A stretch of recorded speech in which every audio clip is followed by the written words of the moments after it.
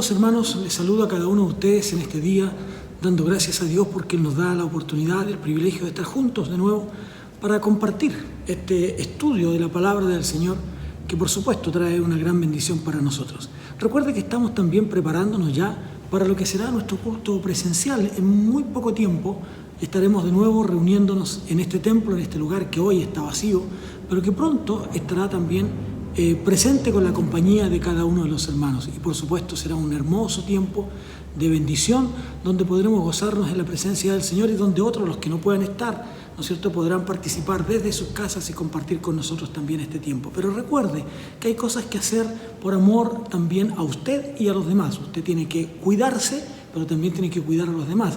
Y eso implica algunas cosas que debemos seguir: guardar la distancia, venir con mascarilla, tiene que usted tomarse la temperatura, tiene que tener su pase de movilidad, tendrá que llenar una planilla donde tengamos sus datos, producto de lo que pueda hacer. Todo esto son necesarios porque de una u otra forma de pronto vamos a ser revisados si estamos o no cumpliendo con el protocolo que el Ministerio de Salud y el Gobierno han dispuesto. Por lo tanto, estas no son medidas que nosotros queramos tomar, son medidas que el Ministerio ha entregado y que también nosotros asumimos como una responsabilidad, como algo que debemos hacer, porque así tiene que hacer, pues debemos cumplirlo pensando también en los demás que vendrán a nuestro templo y que, por supuesto, será un lindo tiempo en la presencia del Señor. Estamos preparando todo. Preparando todo en la distribución, en los asientos, en todos los lugares para que podamos compartir juntos. Así es que el amor de Dios sea con ustedes, que Dios les bendiga y que podamos hoy, al entrar en el estudio de la palabra del Señor, ser bendecidos por esta palabra que, por supuesto, como siempre, trae bendición a nuestra vida. Así es que les invito a que oremos, a que entreguemos este tiempo al Señor y que podamos entonces en oración dirigirnos a nuestro Padre. Padre, en el nombre de Jesús, oramos a ti en esta hora, Señor, para que tú nos dirijas, para que tú nos acompañes en el estudio que haremos en esta hora, Señor, y que esta palabra tuya de estos últimos momentos en la vida de Jesús puedan traer una profunda reflexión a nuestra vida y puedan orientarnos en la necesidad, Señor, de acercarnos más a ti, de cumplir tu palabra, de cumplir tus planes, de cumplir tus propósitos para nosotros. Padre, dirígenos en todo momento, te lo rogamos, en el nombre precioso de Jesús. Amén y amén. Amados, entramos hoy día en lo que será el capítulo 27 del Evangelio de Mateo. Ya estamos llegando prontamente al final y aquí vamos a encontrarnos con lo que podríamos llamar el centro del mensaje del Evangelio. El centro del mensaje del Evangelio. Esto que el apóstol Pablo llamaría, ¿no es cierto?, algo realmente extraordinario cuando él dice: porque yo os entregué en primer lugar lo mismo que recibí, que Cristo murió por nuestros pecados conforme a las Escrituras. Fíjense lo extraordinario de Pablo. Pablo está diciendo un tiempo después: yo recibí esto. Para él, el hecho de que Cristo murió por nuestros pecados era algo que en la Escritura debía cumplirse. Este es entonces para nosotros el centro de este mensaje, del mensaje del Evangelio, de las buenas noticias, de que Cristo Jesús dio su vida para que usted y yo tuviéramos también vida. Ahora, dentro de este capítulo, nosotros nos encontramos con varios temas interesantes y que vamos a desarrollar en el trabajo que haremos durante esta tarde, noche ya, ¿no? Pero miren lo que dice la Biblia. Lo vamos a encontrar esto en el texto bíblico. Vamos a encontrarnos, por ejemplo, con que el Sanedrín entrega a Jesús a Pilato. Cuando ya el Sanedrín encuentra, aún basado en testigos falsos, aún basado en hechos no reales, basa su acusación y busca, ¿no es cierto?, la razón para acusarle, lo entrega entonces al juicio de Poncio Pilato. Ahora también encontramos aquí este arrepentimiento de Judas, o remordimiento le llamaríamos también. Y quiero que lo veamos eso, porque sin duda que el arrepentimiento, como hemos enseñado, lo vamos a mirar después en el texto, ¿no?, tiene que ver con dejar de hacer. Luego encontraremos el juicio ante Poncio Pilato, ¿no? También vamos a ver en este pasaje de las Escrituras la liberación de Barrabás, ¿no? Cómo este hombre, este delincuente, ¿no es cierto?, este hombre peligroso para la sociedad, era un hombre que se pone entre Jesús para la discusión y para la decisión que tenía que tomar el pueblo, ¿no es cierto?, frente a esto, en esta oportunidad que les brinda Pilatos para que ellos puedan entonces decidir si apresar o no a Jesús o soltar o no a Jesús en lugar de Barrabás. Y encontramos también en este pasaje bíblico la crucifixión, este acto tan cruel desde la perspectiva humana, un acto de crueldad, un acto de maldad, diríamos, ¿no es cierto?, de profunda maldad. En este tiempo nosotros nos preguntamos de pronto cómo puede haber tanta maldad en la tierra. Y la Biblia dice que por la falta de caridad, por la falta de amor, por la falta de bondad, ¿no es cierto?, se enfriará el amor de muchos. Así es que nos encontraremos con la crucifixión también en este pasaje bíblico. Pero también encontraremos la muerte y la sepultación de Jesús. ¿Cómo se realiza este acto el acto de la sepultación del Maestro? Y finalmente nos vamos a encontrar con esta tumba sellada, ¿no es cierto?, de una manera especial para que nadie pudiera entrar y robar el cuerpo del Señor, que era la idea que muchos tenían ahí adelante, ¿no es cierto? Esta tumba que es sellada, pero que también es vigilada. Así es que eso es lo que encontramos aquí en este pasaje bíblico. Como dije, el centro del Evangelio, ¿no? Y que para nosotros es realmente importante, la crucifixión de Jesús. Allí en la cruz de Jesús, Él pagó por nuestros pecados. Allí Él entregó su vida por nosotros, para que usted tenga vida y para que yo también la tenga. Así es que tenemos en este relato entonces toda este hecho maravilloso, tremendo acontecimiento, pero importante para la cristiandad y que los cristianos debemos hoy día tener en nuestra vida y mantener a través del tiempo y sentir de que lo que Dios ha hecho es un hecho absolutamente real y extraordinario para nuestra vida. Así es que vamos a observar en el Evangelio de Mateo cómo nos entrega un pequeño informe, diríamos no tan detallado, no hay un detalle que podría llegar a sentirse incluso, yo diría, un detalle morboso. No hay mucho detalle en algunos aspectos en el Evangelio de Mateo y en realidad los otros escritores de los evangelios tampoco entregan grandes detalles minuciosos para el morbo de la gente, ¿no? Simplemente ellos nos cuentan, nos relatan desde su mirada lo que acontece alrededor de la cruz. Es cierto que hay muchos que han contado, ¿no es cierto?, tratar de contar una historia gráfica, ¿no?, de lo ocurrido en ese momento, como que los clavos penetraban el cuerpo del Señor, como uno puede verlo en algunas películas, por ejemplo, ¿no es cierto?, Jesús de Nazaret, una gran película que con hechos bastante desgarradores nos muestra, ¿no es cierto?, con detalle algunas cosas que quedaban en el texto bíblico, pero para la imaginación, pero para el pensamiento del ser humano, pero no desarrollado en el texto, ¿ya? Así es que ahí lo encontramos. Pareciera ser de que el Señor hubiera pretendido, Dios mismo, dejar en este velo, guardar este relato inspirado, cubierto, en estas últimas horas de Jesús para no, otra vez, permítanme usar la expresión, no usar el morbo de la gente. Ahora, la cruz entonces se convierte en un altar, se convierte en este altar de sacrificio, ¿no?, que los judíos acostumbraban a mirar cuando llevaban sus corderos para el sacrificio y los ofrecían en el altar como ofrenda por sus pecados. Aquí la cruz se convierte en ese altar, ¿no es cierto?, sobre el cual es entregado, sobre el cual es sacrificado el Cordero de Dios. ¿Cuál Cordero de Dios? Como dice la Escritura, aquel que quita el pecado del mundo. En ese altar Jesús estaba siendo ofrecido, ¿no?, entregado. ¿Para qué? Para que la humanidad toda pudiera apreciar todo lo que estaba ocurriendo y darse cuenta que esto era un hecho realmente de gran bendición. Así es que Mateo simplemente dice, y le crucificaron. Ese es su relato. Y le crucificaron.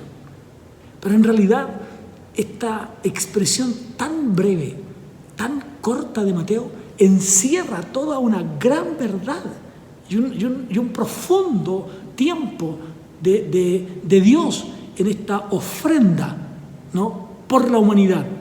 Aquí Dios mismo está ofreciendo la ofrenda, el Cordero Pascual, ¿no es cierto? Ese Cordero que elimina el pecado del mundo, ese Cordero que hace que el ángel de la muerte, del pecado, salte ese lugar, porque allí la sangre de Cristo derramada en la cruz del Calvario ha hecho propicia la salvación de los seres humanos. Desde esa perspectiva, entonces, es que nosotros tenemos que mirar esto. Ahora bien, vamos al texto bíblico y miremos en el Evangelio de Mateo, el capítulo 27, dice: venida la mañana, todos los principales sacerdotes y los ancianos del pueblo entraron en consejo contra Jesús para entregarle a muerte, y le llevaron atado y le entregaron a Poncio Pilato, el gobernador. Fíjense que dice que cuando llega la mañana, los principales sacerdotes, los ancianos del pueblo, celebran un gran consejo, se reúnen. ¿Pero con qué objetivo? Con el objetivo que ya los fariseos tenían en su propia mente, ¿no? Ya los fariseos habían pensado en esto y tenían este concepto para ellos de que Jesús debía ser muerto. Ellos habían presentado obviamente una acusación contra Jesús. Entonces, después de presentar esta acusación y de llevar estos testigos falsos y de tramar todo esto, entonces llevan este hecho a lo que nosotros podríamos llamar hoy día, ¿no es cierto?, la Corte Suprema, que allí se decida. Y pensaron absolutamente, ellos tenían una causa que sería admitida, una causa que sería aceptada ante la Corte Romana, ¿ya? Corte Romana en la que ellos no tenían ninguna autoridad, Corte Romana en la que ellos no tenían ningún poder, ¿no? Por lo tanto, nada podían hacer. Entonces, ¿qué ocurre? Lo llevan a Pilato. Pilato, si bien es cierto, tenía también un lugar de residencia de un palacio en Jerusalén. Sin embargo, su morada, su centro de gobierno principal, ¿no es cierto?, estaba en Cesarea, ¿no?, junto al mar Mediterráneo. Pero en la época de la Pascua, Pilato estaba en Jerusalén porque era necesario que estuviera allí por la multitud de judíos que venían a la fiesta y para atender tal vez algún asunto, ¿no es cierto?, importante que se producían producto de este evento. Recuerden ustedes que muchos historiadores dicen que probablemente en Jerusalén en ese tiempo habrían alrededor de unos 3 millones de personas en un lugar que era mucho menor. Por lo tanto, se pueden producir alborotos, se pueden producir dificultades que ameriten, ¿no es cierto?, ameriten la presencia del gobernador. Y eso, por esa razón, Pilato estaba allí. Pilato estaba presente en esta celebración, no con el objetivo de ir a celebrar la Pascua, no con el objetivo de ir a adorar a Dios, ¿no?, en razón de la Pascua. Él estaba allí porque era su función, porque era su tarea, porque era su trabajo, porque él debía estar, insisto, por lo que pudiera acontecer en aquel lugar.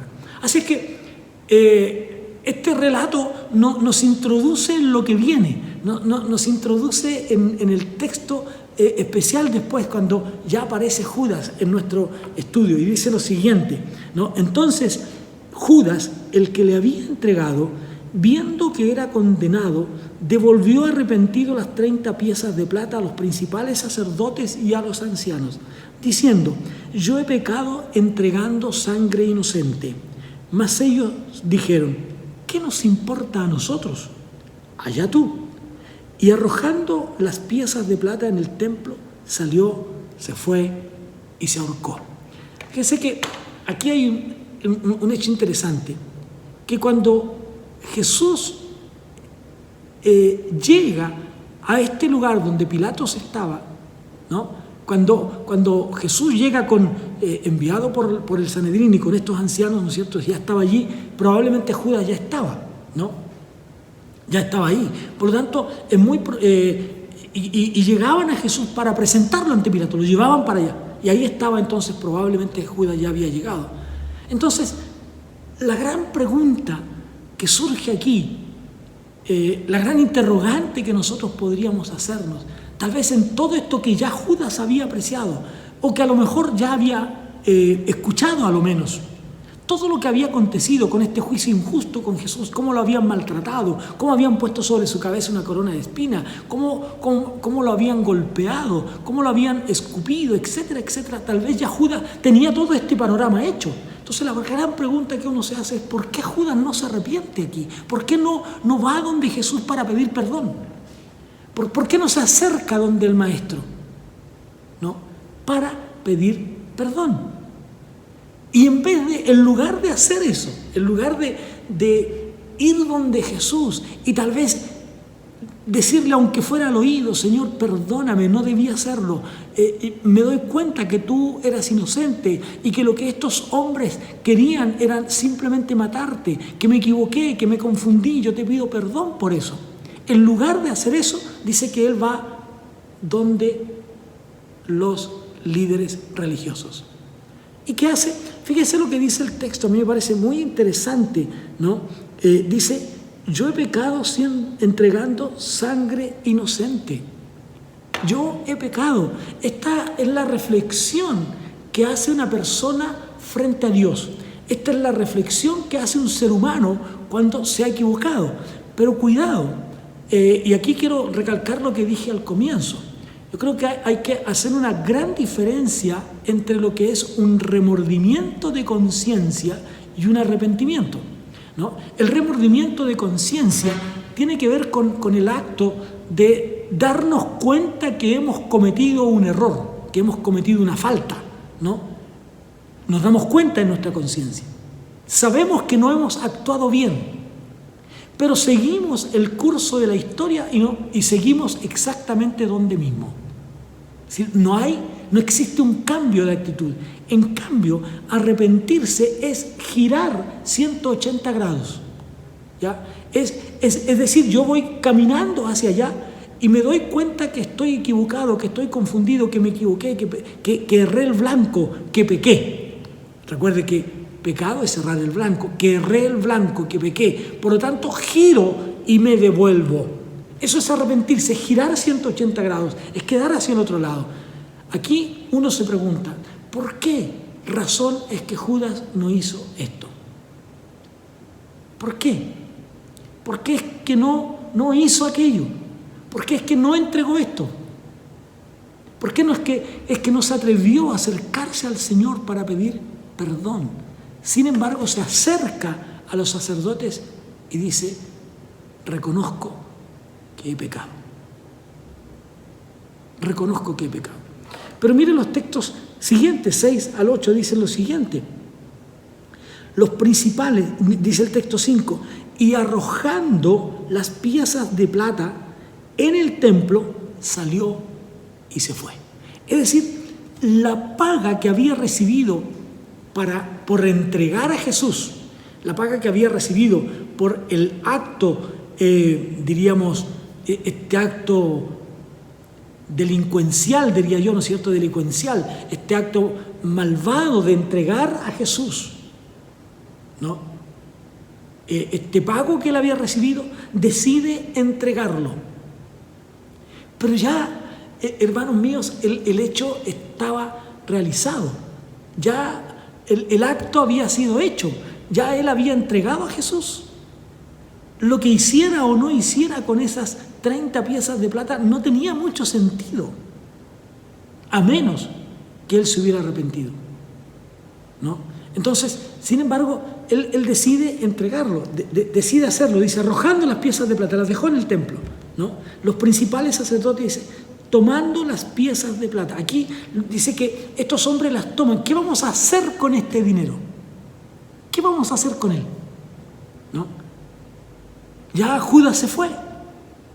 Incluso Mateo nos deja así al margen, fue y se ahorcó, se mató. Es decir, el remordimiento de conciencia lo llevó a quitarse la vida, no a enfrentarse con su pecado y pedir perdón a Dios,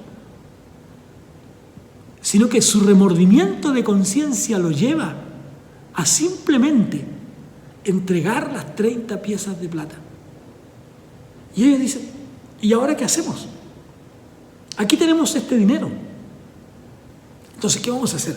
Y miren lo que dicen, ¿no? Y entonces dijeron, no es lícito echarla en el tesoro de las ofrendas porque es precio de sangre. ¿De qué estamos hablando? Esta actitud, ¿no es cierto?, de una falsedad, de una piedad falsa.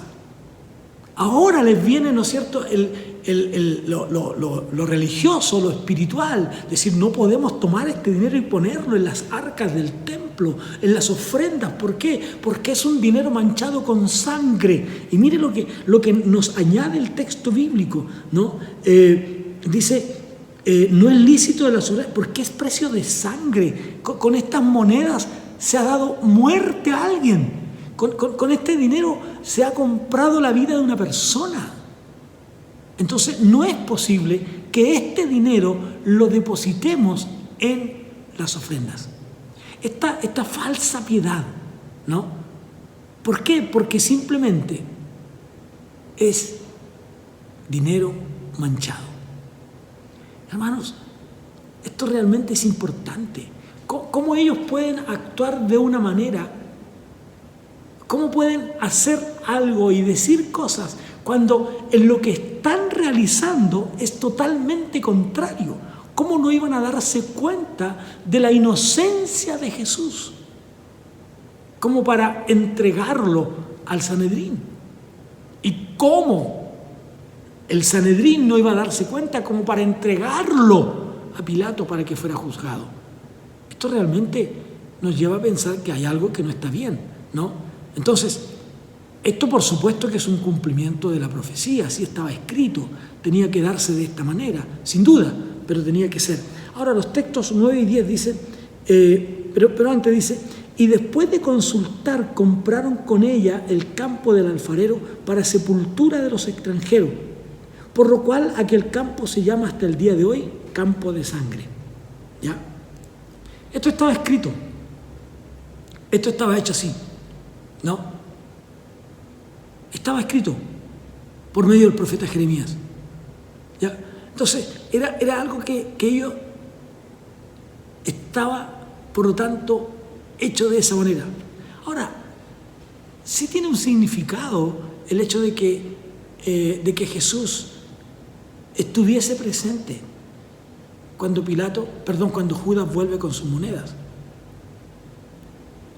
De hecho, Jesús estaba yendo a su muerte.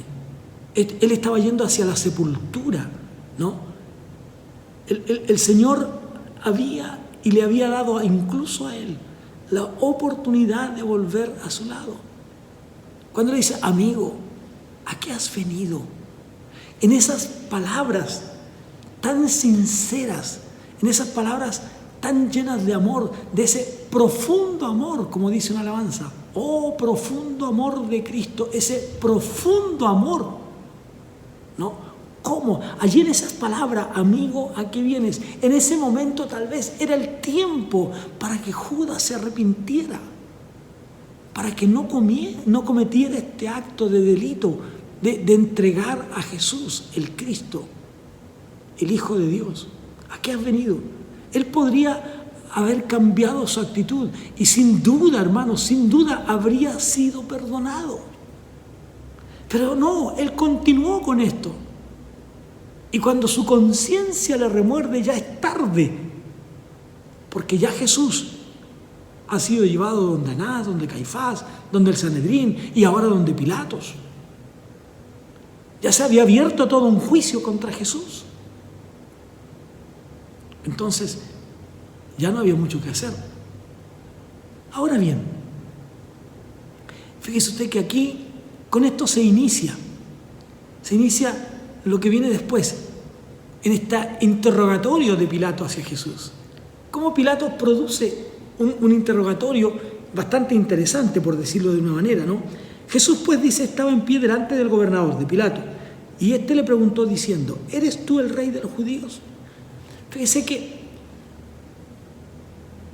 en primera instancia, el Sanedrín lo que había determinado es que la causa de muerte para Jesús debía ser la blasfemia de autollamarse Dios. Esa era la causa de muerte de Jesús. Por esa razón ellos habían determinado matarlo. Por esa razón ellos habían determinado que la vida de Jesús ya debía acabar. Esa era. Sin embargo, en las leyes romanas, ¿no?, estaba el hecho de que eran los sacerdotes quienes tenían que juzgar las cuestiones religiosas. Pero ojo, al juzgar las cuestiones religiosas, a los judíos no se les permitía dar muerte a nadie. No era resorte de ellos sentenciar con la muerte a una persona. Por lo tanto, aquello que para ellos era de suma importancia, como la blasfemia de autodefinirse como Dios, aquello que para ellos era causa de juicio y de muerte, no lo es para el imperio. Porque Pilato no habría tenido razones para crucificar a Jesús desde esa perspectiva. Pero fíjense que el texto de Mateo, ¿no? Mateo nos dice claramente la acusación que llevan hacia Pilato, ¿no? La pregunta de Pilato está en razón de eso, dice: ¿eres tú el rey de los judíos? Es decir, ellos habían cambiado la razón del por qué le estaban enjuiciando. Hicieron un juicio falso, hicieron un juicio injusto, hicieron una determinación injusta, una sentencia injusta, es una blasfemia. Pero ahora cambian y dicen: Jesús se ha declarado rey de los judíos. Y por esa es la razón que Pilato pregunta. ¿No creen ustedes que a Pilato se le ocurrió esta pregunta de persona inteligente que era? No, a él se le ocurre esta pregunta porque esa era la causa con la que habían llevado a Jesús hasta él. Y esa es la causa por la que Jesús debe ser crucificado. Entonces, y permítanme, esa es una causa absolutamente política, ¿no? Una causa absolutamente política. Ellos encontraron esto. Entonces, ¿qué dice Jesús? Tú lo dices. Tú lo dices, ¿no? Entonces, estos que habían decidido librarse de Jesús, estos que habían determinado por esta blasfemia, ¿no?, de autodefinirse como Dios, ¿no?, eso ahora ellos lo cambian. Ellos ahora lo cambian. Y mire la respuesta de Jesús. Y le dice: tú lo dices. Y siendo acusado por los principales sacerdotes y por los ancianos, nada respondió. Entonces, ¿por qué es que Jesús calla? ¿Por qué es que Jesús no dice nada? Yo diría que una de las razones para callar es que esta no era una pelea que había que pelearla. Esta no era una lucha que había que dar. La Escritura debía cumplirse. Él estaba siguiendo el plan y el propósito del Padre. Lo que había dicho en Getsemaní.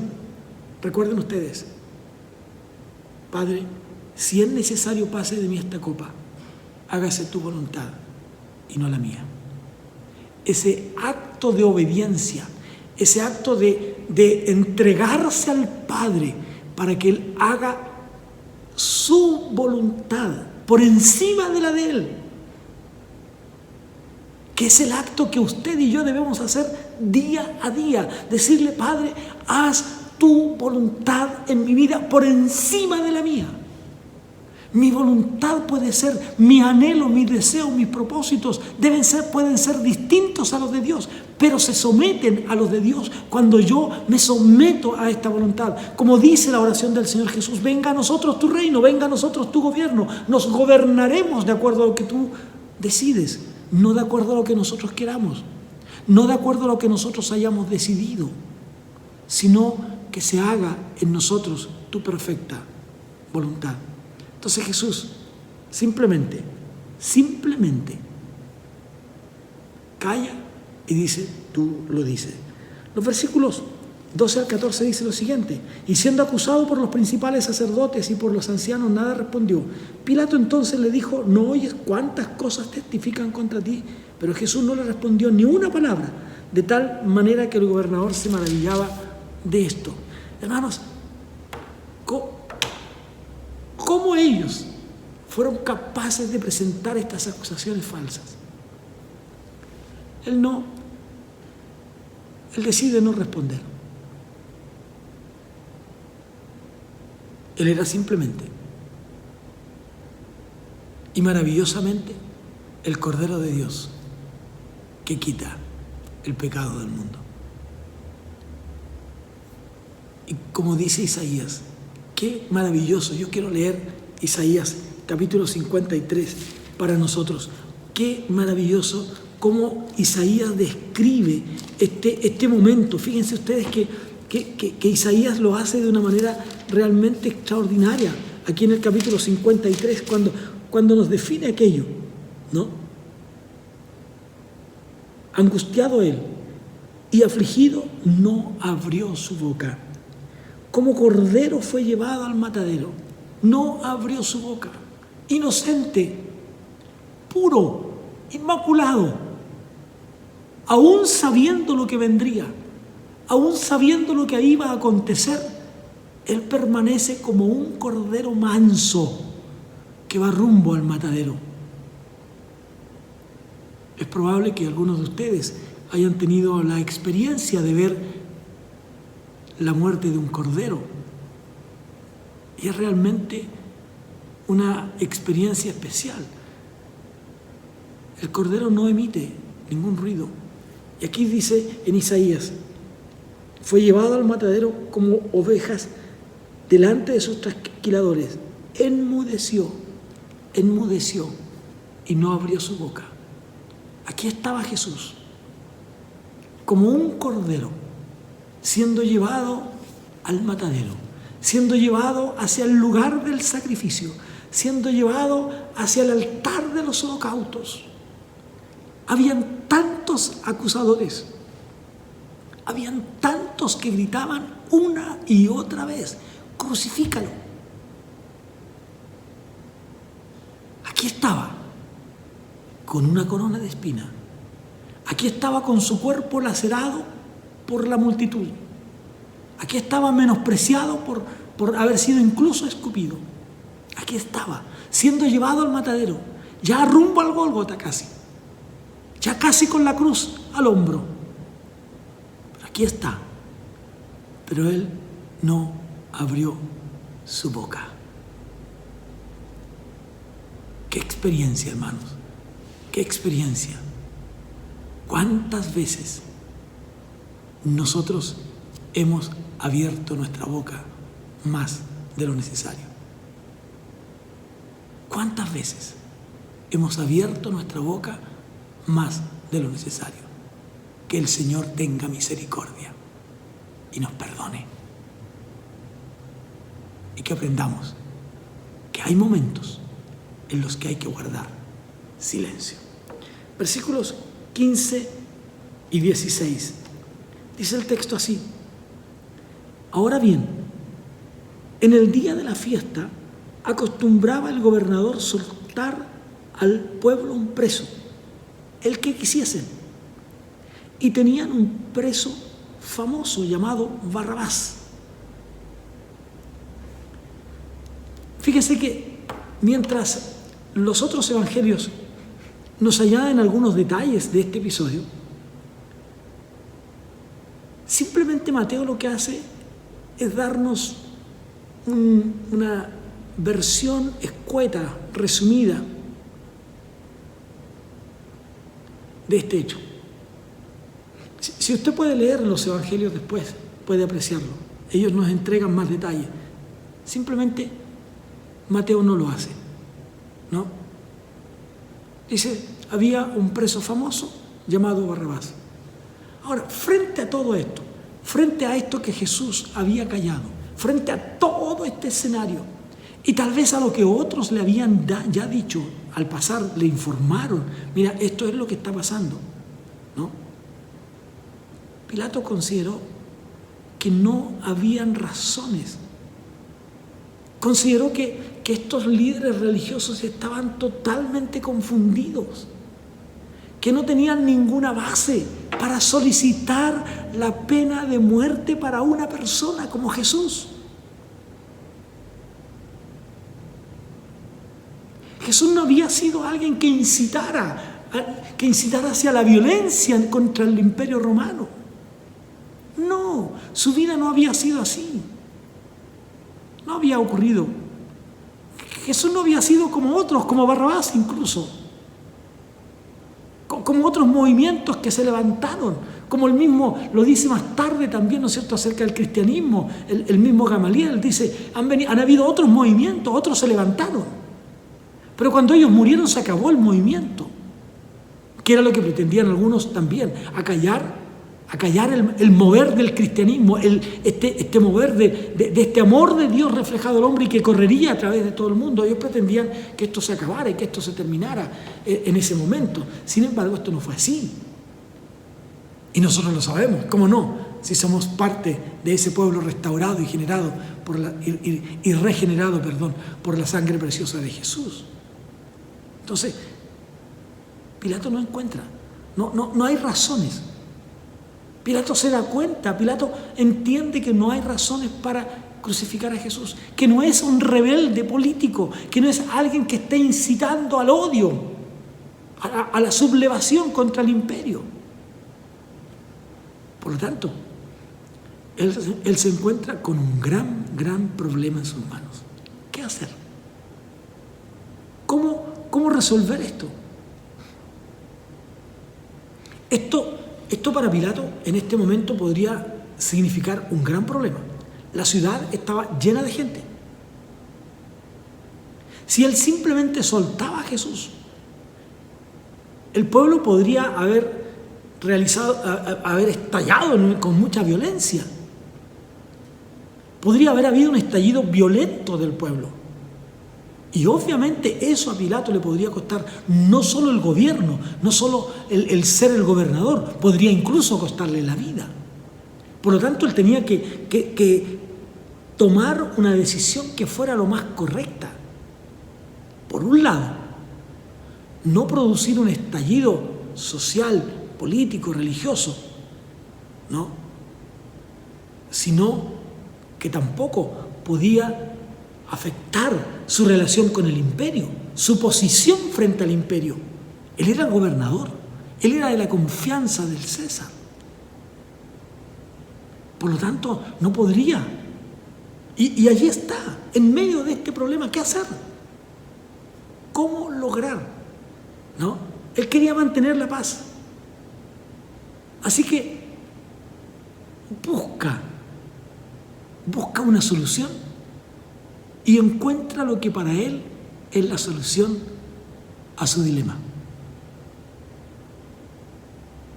La celebración de la Pascua era un momento de júbilo, de alegría, era un momento de gozo, de diversión, de fiesta, ¿no es cierto? Y por lo tanto se acostumbraba a realizar algunos actos que demostraran esa paz, que demostraran esa benevolencia, y uno de esos actos era dar libertad a un preso, el que el pueblo quisiera, por cruel que haya sido. Y entonces Pilato encuentra que aquí está su fuerte y que aquí está realmente la solución al conflicto que él tiene. Por un lado, el conflicto con la gente, y por otro lado, su conflicto con el imperio. Y él siente que encuentra aquí, en este momento, la solución. Por un lado, puede soltar a Jesús o soltar a Barrabás, pero no será su decisión, no será la que él quiera. Entonces, ¿qué es lo que ocurre? Dice, por lo cual, cuando ellos se reunieron, Pilato les dijo, ¿a quién queréis que os suelte? ¿A Barrabás o a Jesús, llamado el Cristo? Y mire, ¿y por qué él no quiere matar a Jesús? Mire lo que dice el texto 18.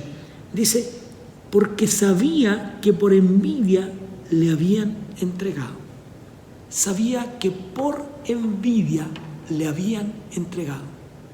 No había una razón de peso. No habían elementos judiciales para dar muerte a Jesús. La Corte Suprema aquí, la Corte Suprema aquí estaba terminando con un serio conflicto. Ahora, lo que Pilato piensa, sin duda, es que la gente iba a decidir soltar a Jesús. ¿Por qué? El contraste era, pero horrible, ¿no? Él sintió que esta era realmente la mejor salida. Él sentía que este era realmente el mejor momento. Y por lo tanto, nada podría impedir que Jesús fuera suelto, fuera libre. Sin embargo, hay hechos que van a demostrar que la salida que Pilato está buscando a este hecho no le den los resultados que él esperaba. Y estando él sentado, dice, en el tribunal, su mujer le mandó aviso diciendo, no tengan nada que ver con ese justo, porque hoy he sufrido mucho en sueños por causa de él. Muy probable que la mujer de Pilato haya sido una mujer supersticiosa o que hubiera estado a lo mejor vinculada a alguna secta religiosa misteriosa. Y que ese sentimiento, ¿no?, que ese sentir haya sido incluso una cuestión satánica. No me atrevería a pensar que es una cuestión que viene de Dios. Porque el proyecto de Dios, el plan de Dios ya estaba dado. Por lo tanto, la Escritura debía cumplirse.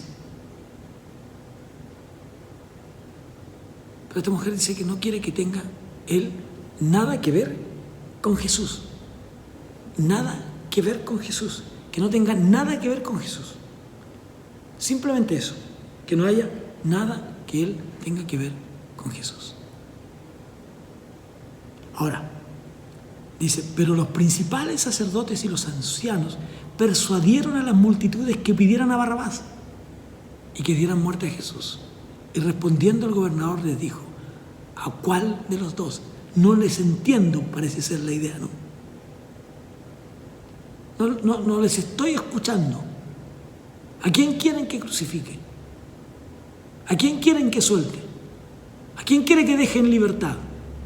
Y la gente gritaba, a Barrabás.